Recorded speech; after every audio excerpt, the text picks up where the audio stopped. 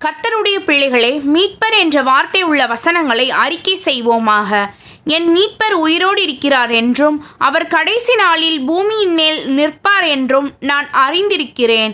யோபு 19:25. என் கண்மலையும் என் மீட்பருமாகிய கர்த்தாவே, என் வாயின் வார்த்தைகளும் என் இருதயத்தின் தியானமும் உமது சமூகத்தில் பிரீதியாயிருப்பதாக. சங்கீதம் 19:14. தேவன் என் ஆத்துமாவை பாதாளத்தின் வல்லமைக்கு தப்புவித்து மீட்பார். அவர் என்னை ஏற்றுக்கொள்வார். சங்கீதம் 49:15.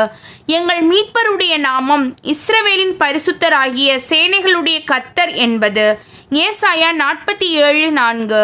இஸ்ரவேலின் பரிசுத்தராயிருக்கிற என் மீட்பரான கர்த்தர் பிரயோஜனமாயிருக்கிறதை எனக்கு போதித்து நான் நடக்க வேண்டிய வழியிலே என்னை நடத்துகிறார்.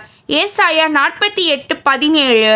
என் சிருஷ்டிகரே, என் நாயகர், சேனைகளின் கர்த்தர் என்பது அவருடைய நாமம்.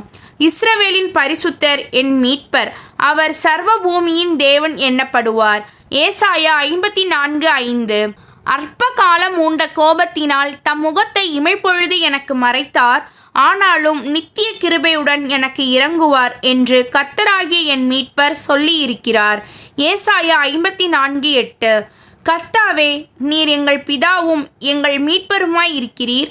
இது பூர்வ காலம் முதல் உம்முடைய நாமம். ஏசாயா 63:16. என்னுடைய மீட்பரோவெனில் வல்லமை உள்ளவர், சேனைகளின் கர்த்தர் என்பது அவருடைய நாமம். எரேமியா 50:34. சீயோன் குமாரத்தியாகிய என்னை கர்த்தர் என் சத்துருக்களின் கைக்கு நீக்கலாக்கி மீட்பார். மீகா 4:10.